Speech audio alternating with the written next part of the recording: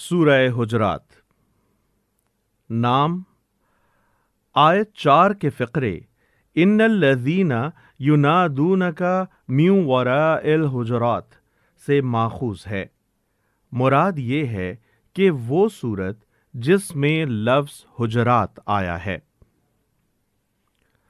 زمانہ نزول، یہ بات روایات سے بھی معلوم ہوتی ہے اور سورت کے مضامین بھی اس کی تائید کرتے ہیں کہ یہ سورت مختلف مواقعوں پر نازل شدہ احکام و ہدایات کا مجموعہ ہے جنہیں مضمون کی مناسبت سے یکجا کر دیا گیا ہے۔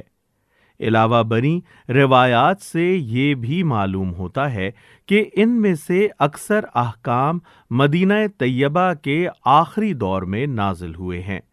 مثلاً آیت 4 کے متعلق مفسرین کا بیان ہے کہ یہ بنی تمیم کے بارے میں نازل ہوئی تھی، جن کے وفد نے آ کر ازواج مطہرات کے حجروں کے باہر سے نبی صلی اللہ علیہ وآلہ وسلم کو پکارنا شروع کر دیا تھا، اور تمام کتب سیرت میں اس وفد کی آمد کا زمانہ 9 ہجری بیان کیا گیا ہے۔ اسی طرح آیت 6 کے متعلق حدیث کی بکثرت روایات سے معلوم ہوتا ہے کہ یہ ولید بن عقبہ کے بارے میں نازل ہوئی تھی، جنہیں رسول اللہ صلی اللہ علیہ وآلہ وسلم نے بنی المستلق سے زکوٰۃ وصول کر کے لانے کے لیے بھیجا تھا، اور یہ بات معلوم ہے کہ ولید بن عقبہ فتح مکہ کے موقع پر مسلمان ہوئے تھے۔ موضوع اور مباحث۔ اس سورت کا موضوع مسلمانوں کو ان آداب کی تعلیم دینا ہے جو اہل ایمان کے شایع نشان تھے۔ ابتدائی 5 آیات میں ان کو وہ ادب سکھایا گیا ہے جو انہیں اللہ اور اس کے رسول کے معاملے میں ملحوظ رکھنا چاہیے۔ پھر یہ ہدایت دی گئی ہے کہ ہر خبر پر یقین کر لینا اور اس پر کوئی کارروائی کر گزرنا مناسب نہیں ہے۔ اگر کسی شخص یا گروہ یا قوم کے خلاف کوئی اطلاع ملے تو غور سے دیکھنا چاہیے کہ خبر ملنے کا ذریعہ قابل اعتماد ہے یا نہیں۔ قابل اعتماد نہ ہو تو اس پر کارروائی کرنے سے پہلے تحقیق کر لینا چاہیے کہ خبر صحیح ہے یا نہیں۔ اس کے بعد یہ بتایا گیا ہے کہ اگر کسی وقت مسلمانوں کے 2 گروہ آپس میں لڑ پڑیں تو اس صورت میں مسلمانوں کو کیا طرز عمل اختیار کرنا چاہیے۔ پھر مسلمانوں کو ان برائیوں سے بچنے کی تاکید کی گئی ہے جو اجتماعی زندگی میں فساد برپا کرتی ہیں اور جن کی وجہ سے آپس کے تعلقات خراب ہوتے ہیں۔ ایک دوسرے کا مذاق اڑانا، ایک دوسرے پر طعن کرنا، ایک دوسرے کے برے برے نام رکھنا، بدگمانیاں کرنا، دوسروں کے حالات کی کھوج کرید کرنا، لوگوں کے پیٹھ پیچھے ان کی برائیاں کرنا، یہ وہ افعال ہیں جو بجائے خود بھی گناہ ہیں اور معاشرے میں بگاڑ بھی پیدا کرتے ہیں۔ اللہ تعالیٰ نے نام بنام ان کا ذکر فرما کر انہیں حرام قرار دے دیا ہے۔ اس کے بعد ان قومی اور نسلی امتیازات پر ضرب لگائی گئی ہے جو دنیا میں عالمگیر فساد کے موجب ہوتے ہیں۔ قوموں اور قبیلوں اور خاندانوں کا اپنے شرف پر فخر و غرور اور دوسروں کو اپنے سے کمتر سمجھنا اور اپنی بڑائی قائم کرنے کے لیے دوسروں کو گرانا ان اہم اسباب میں سے ہے جن کی بدولت دنیا ظلم سے بھر گئی ہے۔ اللہ تعالیٰ نے ایک مختصر سی آیت میں یہ فرما کر اس برائی کی جڑ کاٹ دی ہے کہ تمام انسان ایک ہی اصل سے پیدا ہوئے ہیں اور قوموں اور قبیلوں میں ان کا تقسیم ہونا تعارف کے لیے ہے، نہ کہ تفاخر کے لیے، اور ایک انسان پر دوسرے انسان کی فوقیت کے لیے اخلاقی فضیلت کے سوا اور کوئی جائز بنیاد نہیں ہے۔ آخر میں لوگوں کو بتایا گیا ہے کہ اصل چیز ایمان کا زبانی دعویٰ نہیں ہے، بلکہ سچے دل سے اللہ اور اس کے رسول کو ماننا، عملاً فرما بردار بن کر رہنا اور خلوص کے ساتھ اللہ کی راہ میں اپنی جان و مال کھپا دینا ہے۔ حقیقی مومن وہی ہے جو یہ روش اختیار کریں، رہے وہ لوگ جو دل کی تصدیق کے بغیر محض زبان سے اسلام کا اقرار کرتے ہیں اور پھر ایسا رویہ اختیار کرتے ہیں کہ گویا اسلام قبول کر کے انہوں نے کوئی احسان کیا ہے، تو دنیا میں ان کا شمار مسلمانوں میں ہو سکتا ہے، معاشرے میں ان کے ساتھ مسلمانوں کا سا سلوک بھی کیا جا سکتا ہے، مگر اللہ کے ہاں وہ مومن قرار نہیں پا سکتے۔ بسم اللہ الرحمن الرحیم، اللہ کے نام سے جو بے انتہا مہربان اور رحم فرمانے والا ہے۔ یا ایہا الذین آمنوا لا تقدموا بین یدی اللہ ورسولہ واتقوا اللہ ان اللہ سمیع علیم۔ اے لوگو جو ایمان لائے ہو، اللہ اور اس کے رسول کے آگے پیش قدمی نہ کرو، یعنی اللہ اور رسول صلی اللہ علیہ وآلہ وسلم سے آگے بڑھ کر نہ چلو، پیچھے چلو، مقدم نہ بنو، تابع بن کر رہو۔ اپنے معاملات میں پیش قدمی کر کے بطور خود فیصلے نہ کرنے لگو، بلکہ پہلے یہ دیکھو کہ اللہ کی کتاب اور اس کے رسول صلی اللہ علیہ وآلہ وسلم کی سنت میں ان کے متعلق کیا ہدایات ملتی ہیں۔ اور اللہ سے ڈرو، اللہ سب کچھ سننے اور جاننے والا ہے۔ یا ایہا الذین آمنوا لا ترفعوا اصواتکم فوق صوت النبی ولا تجہروا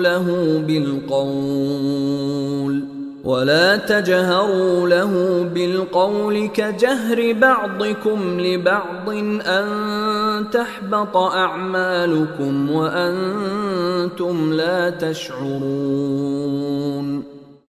اے لوگو جو ایمان لائے ہو، اپنی آواز نبی کی آواز سے بلند نہ کرو اور نہ نبی کے ساتھ اونچی آواز سے بات کرو جس طرح تم آپس میں ایک دوسرے سے کرتے ہو، کہیں ایسا نہ ہو کہ تمہارا کیا کرایا سب غارت ہو جائے اور تمہیں خبر بھی نہ ہو۔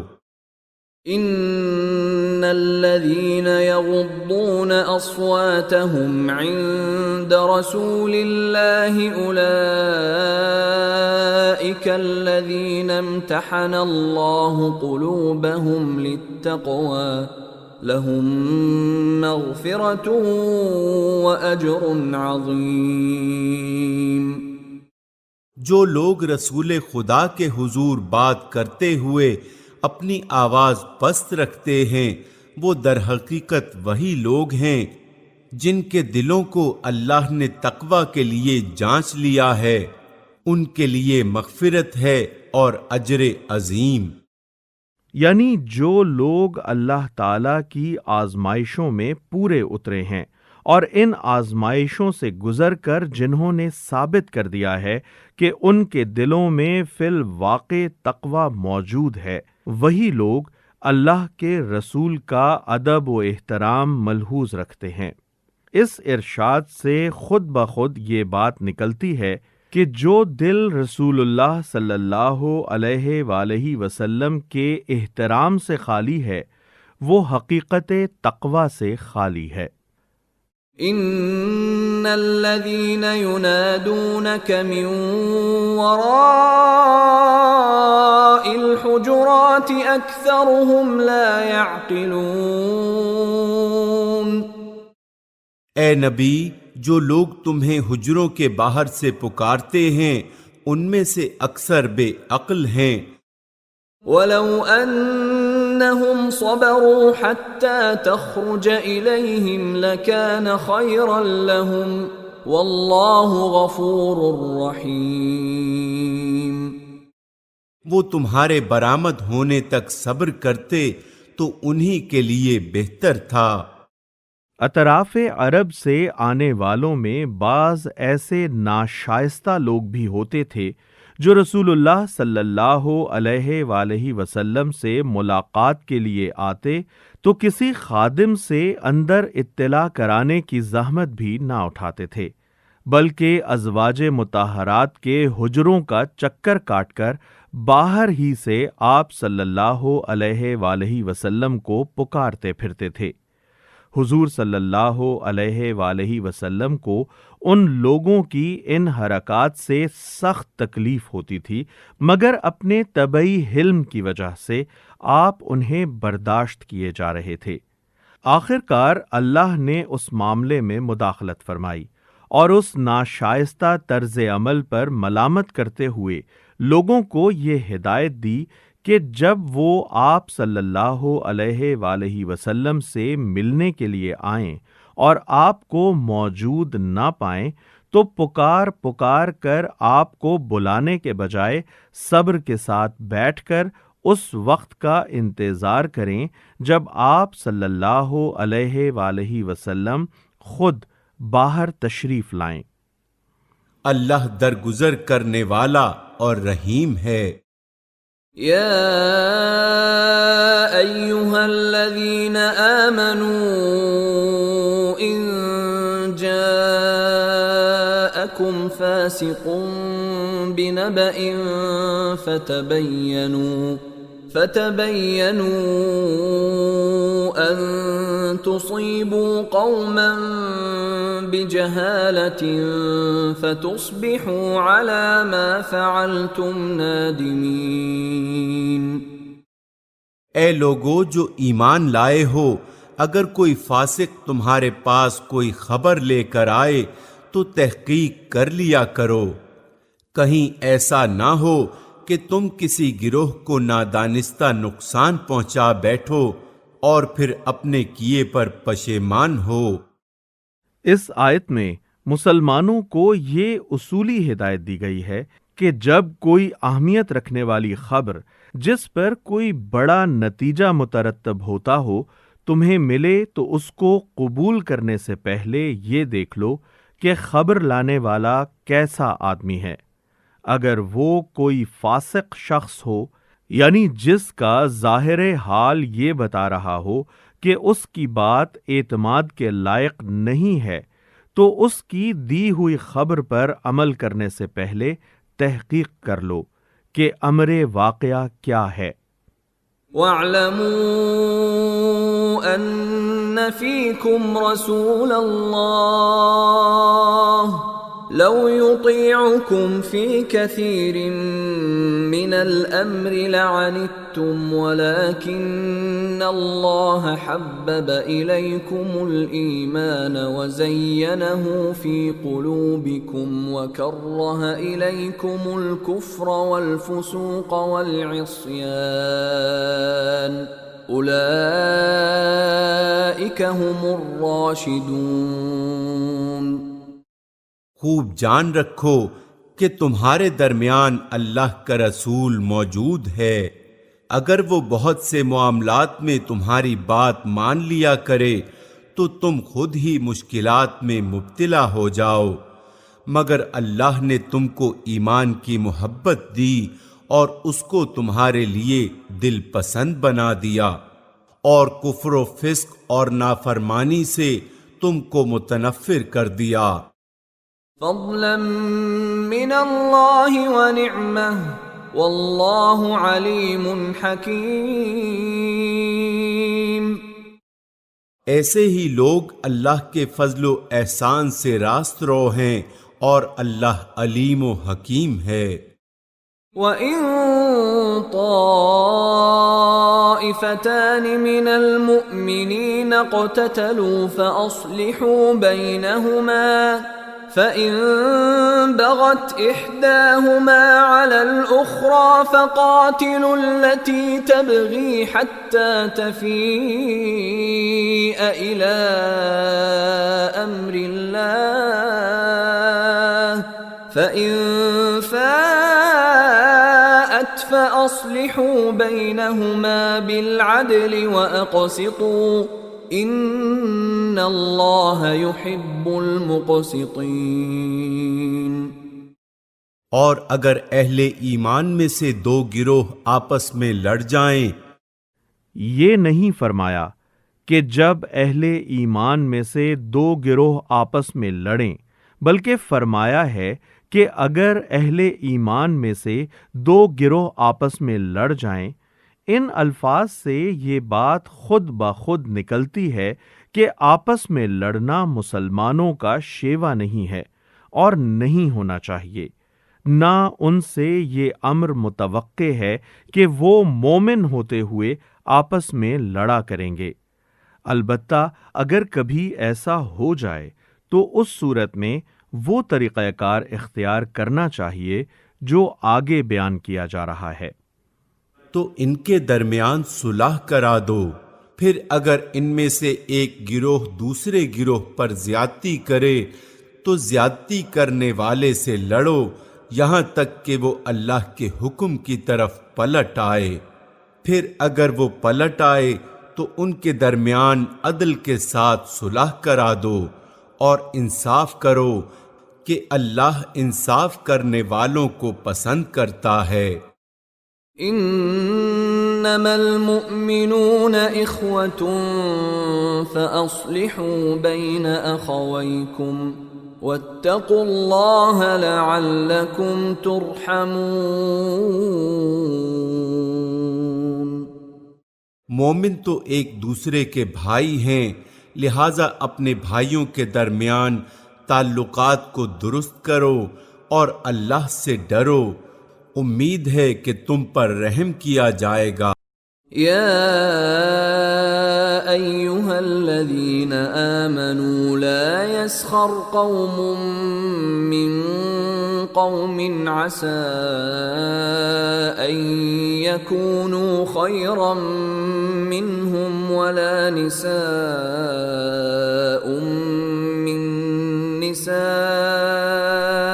عسى ان يكن خيرا منهن ولا تلمزوا انفسكم ولا تنابزوا بالالقاب بئس الاسم الفسوق بعد الايمان ومن لم يتب فأولئك هم الظالمون۔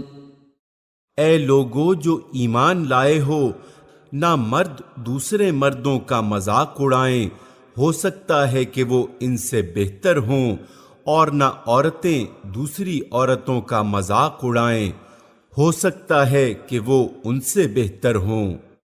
مذاق اڑانے سے مراد محض زبان ہی سے مذاق اڑانا نہیں ہے، بلکہ کسی کی نقل اتارنا، اس کی طرف اشارے کرنا، اس کی بات پر یا اس کے کام یا اس کی صورت یا اس کے لباس پر ہنسنا یا اس کے کسی نقص یا عیب کی طرف لوگوں کو اس طرح توجہ دلانا کہ دوسرے اس پر ہنسیں، یہ سب بھی مذاق اڑانے میں داخل ہیں۔ آپس میں ایک دوسرے پر تان نہ کرو۔ اس کے مفہوم میں چوٹیں کرنا، پھپتیاں کسنا، الزام دھرنا، اعتراض جڑنا، عیب چینی کرنا اور کھلم کھلا یا زیر لب اشاروں سے کسی کو نشانہ ملامت بنانا، یہ سب افعال شامل ہیں۔ اور نہ ایک دوسرے کو برے القاب سے یاد کرو۔ اس حکم کا منشا یہ ہے کہ کسی شخص کو ایسے نام سے نہ پکارا جائے یا ایسا لقب نہ دیا جائے جس سے اس کی تذلیل ہوتی ہو۔ مثلاً کسی کو فاسق یا منافق کہنا، کسی کو لنگڑا یا اندھا یا کانا کہنا، کسی کو اس کے اپنے یا اس کی ماں یا باپ یا خاندان کے کسی عیب یا نقص سے ملقب کرنا، کسی کو مسلمان ہو جانے کے بعد اس کے سابق مذہب کی بنا پر یہودی یا نصرانی کہنا، کسی شخص یا خاندان یا برادری یا گروہ کا ایسا نام رکھ دینا جو اس کی مذمت اور تذلیل کا پہلو رکھتا ہو۔ اس حکم سے صرف وہ القاب مستثنی ہیں جو اپنی ظاہری صورت کے اعتبار سے تو بدنما ہیں، مگر ان سے مذمت مقصود نہیں ہوتی، بلکہ وہ ان لوگوں کی پہچان کا ذریعہ بن جاتا ہے جن کو ان القاب سے یاد کیا جاتا ہے۔ مثلا حکیم نابینا کہ اس سے مقصود صرف پہچان ہے، مذمت مقصود نہیں ہے۔ ایمان لانے کے بعد فسق میں نام پیدا کرنا بہت بری بات ہے۔ جو لوگ اس روش سے باز نہ آئیں وہ ظالم ہیں۔ یا ایہا الذین آمنوا اجتنبوا کثیرا من الظن ان بعض الظن اثم ولا تجسسوا ولا يغتب بعضكم بعضا أيحب أحدكم أن يأكل لحم أخيه ميتا فكرهتموه واتقوا الله إن الله تواب رحيم۔ اے لوگو جو ایمان لائے ہو، بہت گمان کرنے سے پرہیز کرو کہ بعض گمان گناہ ہوتے ہیں۔ مطلقاً گمان کرنے سے نہیں روکا گیا ہے، بلکہ بہت زیادہ گمان سے کام لینے اور ہر طرح کے گمان کی پیروی کرنے سے منع فرمایا گیا ہے، اور اس کی وجہ یہ بتائی گئی ہے کہ بعض گمان گناہ ہوتے ہیں۔ دراصل جو گمان گناہ ہے وہ یہ ہے کہ آدمی کسی شخص سے بلا سبب بدگمانی کرے یا دوسروں کے متعلق رائے قائم کرنے میں ہمیشہ بدگمانی ہی سے ابتدا کیا کرے، یا ایسے لوگوں کے معاملے میں بدظنی سے کام لے جن کا ظاہر حال یہ بتا رہا ہو کہ وہ نیک اور شریف ہیں۔ اسی طرح یہ بات بھی گناہ ہے کہ ایک شخص کے کسی قول یا فعل میں برائی اور بھلائی کا یکساں احتمال ہو اور ہم محض بدظنی سے کام لے کر اس کو برائی پر ہی محمول کریں۔ تجسس نہ کرو، یعنی لوگوں کے راز نہ ٹٹولو، ایک دوسرے کے عیب نہ تلاش کرو، دوسروں کے حالات اور معاملات کی ٹوہ نہ لگاتے پھرو۔ لوگوں کے نجی خطوط پڑھنا، دو آدمیوں کی باتیں کان لگا کر سننا، ہمسایوں کے گھر میں جھانکنا اور مختلف طریقوں سے دوسروں کی خانگی زندگی یا ان کے ذاتی معاملات کی ٹٹول کرنا، یہ سب اس تجسس میں داخل ہیں جس سے منع فرمایا گیا ہے۔ اور تم میں سے کوئی کسی کی غیبت نہ کرے۔ رسول اللہ صلی اللہ علیہ وآلہ وسلم سے پوچھا گیا کہ غیبت کی تعریف کیا ہے؟ آپ صلی اللہ علیہ وآلہ وسلم نے فرمایا، غیبت یہ ہے کہ تو اپنے بھائی کا ذکر اس طرح کرے جو اسے ناگوار ہو۔ عرض کیا گیا کہ اگر میرے بھائی میں وہ بات پائی جاتی ہو جو میں کہہ رہا ہوں تو اس صورت میں آپ کا کیا خیال ہے؟ فرمایا، اگر اس میں وہ بات پائی جاتی ہو تو تو نے اس کی غیبت کی، اور اگر اس میں وہ موجود نہ ہو تو تو نے اس پر بہتان لگایا۔ اس حرمت سے مستثنی صرف وہ صورتیں ہیں جن میں کسی شخص کے پیٹھ پیچھے یا اس کے مرنے کے بعد اس کی برائی بیان کرنے کی کوئی ایسی ضرورت لاحق ہو جو شریعت کی نگاہ میں ایک صحیح ضرورت ہو، اور وہ ضرورت غیبت کے بغیر پوری نہ ہو سکتی ہو، اور اس کے لیے اگر غیبت نہ کی جائے تو غیبت کی بنسبت زیادہ بڑی برائی لازم آتی ہو۔ نبی صلی اللہ علیہ وآلہ وسلم نے اس استثناء کو اصولاً یوں بیان فرمایا ہے کہ بدترین زیادتی کسی مسلمان کی عزت پر ناحق حملہ کرنا ہے۔ اس ارشاد میں ناحق کی قید یہ بتاتی ہے کہ حق کی بنا پر ایسا کرنا جائز ہے۔ مثلاً ظالم کے خلاف مظلوم کی شکایت ہر اس شخص کے سامنے جس سے وہ توقع رکھتا ہو کہ وہ ظلم کو دفع کرنے کے لیے کچھ کر سکتا ہے۔ اصلاح کی نیت سے کسی شخص یا گروہ کی برائیوں کا ذکر ایسے لوگوں کے سامنے جن سے یہ امید ہو کہ وہ ان برائیوں کو دور کرنے کے لیے کچھ کر سکیں گے۔ استفتاء کی غرض سے کسی مفتی کے سامنے صورت واقعہ بیان کرنا جس میں کسی شخص کے غلط فعل کا ذکر آ جائے، لوگوں کو کسی شخص یا اشخاص کے شر سے خبردار کرنا تاکہ وہ ان کے نقصان سے بچ جائیں، ایسے لوگوں کے خلاف علل اعلان آواز بلند کرنا اور ان کی برائیوں پر تنقید کرنا جو فسق و فجور پھیلا رہے ہوں یا بدعات اور گمراہیوں کی اشاعت کر رہے ہوں یا خلق خدا کو بے دینی اور ظلم و جبر کے فتنوں میں مبتلا کر رہے ہوں۔ کیا تمہارے اندر کوئی ایسا ہے جو اپنے مرے ہوئے بھائی کا گوشت کھانا پسند کرے گا؟ غیبت کو مرے ہوئے بھائی کا گوشت کھانے سے اس لیے تشبیہ دی گئی ہے کہ جس کی غیبت کی جا رہی ہوتی ہے وہ بیچارہ بالکل بے خبر ہوتا ہے کہ کہاں کون اس کی عزت پر حملہ کر رہا ہے۔ دیکھو تم خود اس سے گھن کھاتے ہو، اللہ سے ڈرو، اللہ بڑا توبہ قبول کرنے والا اور رحیم ہے۔ یا ایہا الناس انا خلقناکم من ذکر وانثى وجعلناكم شعوبا وقبائل لتعارفوا ان اکرمکم عند اللہ اتقاکم ان اللہ علیم خبیر۔ لوگو ہم نے تم کو ایک مرد اور ایک عورت سے پیدا کیا اور پھر تمہاری قومیں اور برادریاں بنا دیں تاکہ تم ایک دوسرے کو پہچانو۔ در حقیقت اللہ کے نزدیک تم میں سب سے زیادہ عزت والا وہ ہے جو تمہارے اندر سب سے زیادہ پرہیزگار ہے۔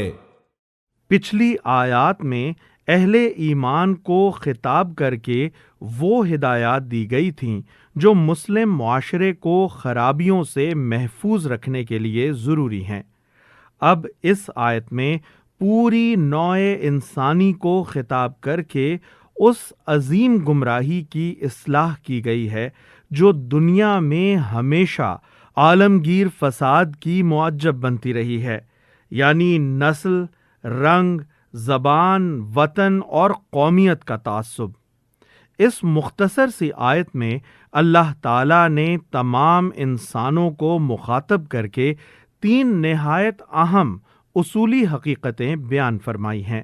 ایک یہ کہ تم سب کی اصل ایک ہی ہے، ایک ہی مرد اور ایک ہی عورت سے تمہاری پوری نوع وجود میں آئی ہے، اور آج تمہاری جتنی نسلیں بھی دنیا میں پائی جاتی ہیں وہ در حقیقت ایک ابتدائی نسل کی شاخیں ہیں جو ایک ماں اور باپ سے شروع ہوئی تھی۔ دوسرے یہ کہ اپنی اصل کے اعتبار سے ایک ہونے کے باوجود تمہارا قوموں اور قبیلوں میں تقسیم ہو جانا ایک فطری امر ہے، مگر اس فطری فرق اور اختلاف کا تقاضا یہ ہرگز نہ تھا کہ اس کی بنیاد پر اونچ اور نیچ، شریف اور کمین، برتر اور کمتر کے امتیازات قائم کیے جائیں۔ ایک نسل دوسری نسل پر اپنی فضیلت جتائے، ایک رنگ کے لوگ دوسرے رنگ کے لوگوں کو ذلیل و حقیر جانیں، اور ایک قوم دوسری قوم پر اپنا تفوق جمائے۔ خالق نے جس وجہ سے انسانی گروہوں کو اقوام اور قبائل کی شکل میں مرتب کیا تھا، وہ صرف یہ تھی کہ ان کے درمیان باہمی تعاون اور تعارف کی فطری صورت یہی تھی۔ تیسرے یہ کہ انسان اور انسان کے درمیان فضیلت اور برتری کی بنیاد اگر کوئی ہے اور ہو سکتی ہے تو وہ صرف اخلاقی فضیلت ہے۔ یقیناً اللہ سب کچھ جاننے والا اور باخبر ہے۔ قالت الأعراب آمنا قل لم تؤمنوا ولكن قولوا أسلمنا ولما يدخل الإيمان في قلوبكم وَإِن تُطِيعُوا اللَّهَ وَرَسُولَهُ لَا يَلِتْكُم مِّنْ أَعْمَالِكُمْ شَيْئًا إِنَّ اللَّهَ غَفُورٌ رَّحِيمٌ۔ یہ بدوی کہتے ہیں کہ ہم ایمان لائے۔ اس سے مراد تمام بدوی نہیں ہیں، بلکہ یہاں ذکر چند خاص بدوی گروہوں کا ہو رہا ہے جو اسلام کی بڑھتی ہوئی طاقت دیکھ کر محض اس خیال سے مسلمان ہو گئے تھے کہ وہ مسلمانوں کی ضرب سے محفوظ بھی رہیں گے اور اسلامی فتوحات کے فوائد سے مستفید بھی ہوں گے۔ یہ لوگ حقیقت میں سچے دل سے ایمان نہیں لائے تھے، محض زبانی اقرار ایمان کر کے انہوں نے مصلحتاً اپنے آپ کو مسلمانوں میں شمار کرا لیا تھا۔ ان سے کہو تم ایمان نہیں لائے، بلکہ یوں کہو کہ ہم مطیع ہو گئے۔ ایمان ابھی تمہارے دلوں میں داخل نہیں ہوا ہے۔ اگر تم اللہ اور اس کے رسول کی فرما برداری اختیار کر لو تو وہ تمہارے اعمال کے اجر میں کوئی کمی نہ کرے گا۔ یقیناً اللہ بڑا درگزر کرنے والا اور رحیم ہے۔ انما المؤمنون الذين آمنوا بالله ورسوله ثم لم يرتابوا وجاهدوا بأموالهم وأنفسهم في سبيل الله اولئک هم الصادقون۔ حقیقت میں تو مومن وہ ہیں جو اللہ اور اس کے رسول پر ایمان لائے، پھر انہوں نے کوئی شک نہ کیا اور اپنی جانوں اور مالوں سے اللہ کی راہ میں جہاد کیا، وہی سچے لوگ ہیں۔ قل اتعلمون اللہ بدینکم واللہ یعلم ما فی السماوات وما فی الارض واللہ بکل شیء علیم۔ اے نبی، ان مدیان ایمان سے کہو، کیا تم اللہ کو اپنے دین کی اطلاع دے رہے ہو؟ حالانکہ اللہ زمین اور آسمانوں کی ہر چیز کو جانتا ہے اور وہ ہر چیز کا علم رکھتا ہے۔ یمنون علیک ان اسلموا قل لا تمنوا علی اسلامکم بل اللہ یمن علیکم ان ہداکم للایمان ان کنتم صادقین۔ یہ لوگ تم پر احسان جتاتے ہیں کہ انہوں نے اسلام قبول کر لیا۔ ان سے کہو اپنے اسلام کا احسان مجھ پر نہ رکھو، بلکہ اللہ تم پر اپنا احسان رکھتا ہے کہ اس نے تمہیں ایمان کی ہدایت دی۔ اگر تم واقعی اپنے دعوائے ایمان میں سچے ہو۔ ان اللہ یعلم غیب السماوات والارض واللہ بصیر بما تعملون۔ اللہ زمین اور آسمانوں کی ہر پوشیدہ چیز کا علم رکھتا ہے، اور جو کچھ تم کرتے ہو وہ سب اس کی نگاہ میں ہے۔